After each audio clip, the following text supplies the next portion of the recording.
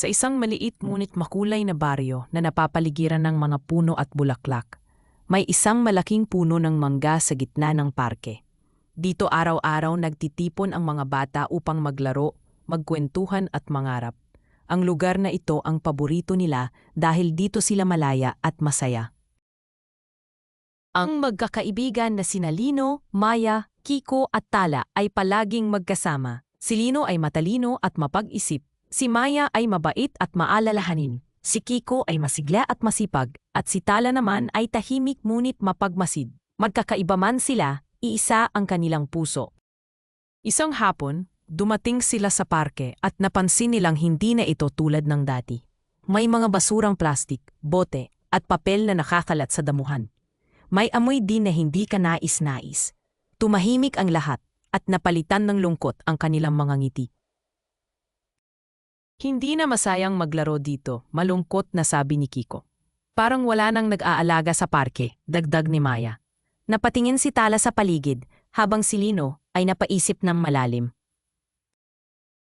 Maya, nagsalita si Lino. Alam niyo ba, kahit bata lang tayo, may magagawa tayo. Nagatinginan ang magkakaibigan. Unti-unting bumalik ang pag-asa sa kanilang mga mata. Tumakbo sila pauwi at humiram ng sako, walis at gloves. Bumalik sila sa parke na may dalang determinasyon. Kahit pawisan at napapagod, hindi sila tumigil. Ang mahalaga sa kanila ay ang pagtulong. Si Tala ang maingat ng hiwalay ng nabubulok at di nabubulok. Si Maya ay nagtipon ng mga bote. Si Kiko ang nagbuhat ng mabibigat at si Lino ang nagplano kung saan ilalagay ang mga basura. Sama-sama silang kumilos, parang tunay na koponan. May mga dumaan na matatanda at napahinto sila sa panonood. Ang gagaling ng mga batang yan, sabi ng isang lola. Parang mga bayani, sabi ng isa pa. Numiti ang mga bata, ngunit patuloy pa rin sa kanilang gawain.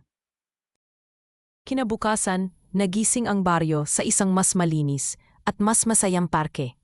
Mas maliwanag ang paligid at mas presko ang hangin. Ang ibang bata ay naengganyo ring tumulong.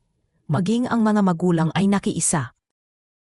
Mula noon, tinawag ang magkakaibigan na mga munting bayani. Hindi dahil sa sila'y malalakas o sikat, kundi dahil marunong silang magmahal, magmalasakit at tumulong sa simpleng paraan. At sa bawat batang makarinig ng kanilang kuwento, may isang aral na naiiwan. Hindi kailangang maging matanda para maging bayani. Minsan, sapat na ang mabuting puso at handang tumulong.